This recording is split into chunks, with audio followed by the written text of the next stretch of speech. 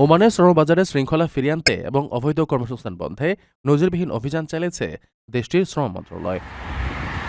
বুধবার মন্ত্রণালয়ের বার্ষিক মিডিয়া ব্রিফিংয়ে জানানো হয়, দেশজুড়ে পরিচালিত প্রায় 15,000 ইন্সপেকশন ভিজিটের মাধ্যমে 31,000-এরও বেশি প্রবাসী কর্মীকে শ্রম লঙ্ঘনে অভিযুক্ত করা হয়েছে। মন্ত্রণালয়ের দেওয়া তথ্যমতে লেবার ওয়েলফেয়ার টিমগুলো অত্যন্ত পরিকল্পিতভাবে এই তদারকি কার্যক্রম পরিচালনা করেছে। কর্মকর্তারা জানিয়েছে, অবৈধ কর্মসংস্থান রোধ করা, কর্মীদের অধিকার রক্ষা করা এবং মালিক শ্রমিক উভয় পক্ষই যেন আইনি নির্দেশনা মেনে চলে তা নিশ্চিত করতেই এই অভিযানগুলো চলছে। এদিকে বিপুল সংখ্যক প্রবাসীর এই আটকের খবর ওমানের প্রবাসী কমিউনিটিতে ব্যাপক উদ্বেগ তৈরি করেছে। মন্ত্রণালয়ের পক্ষ থেকে স্পষ্ট জানিয়ে দেওয়া হয়েছে, শ্রম আইন অমান্যকারীদের ক্ষেত্রে কোনো ধরনের শিথিলতা দেখানো হবে না। অবৈধভাবে কাজ করা কিংবা নিয়োগকর্তার বাইরে অন্য কোথাও কাজ করার মতো বিষয়গুলোকে জিরো টলারেন্স নীতিতে দেখা হচ্ছে।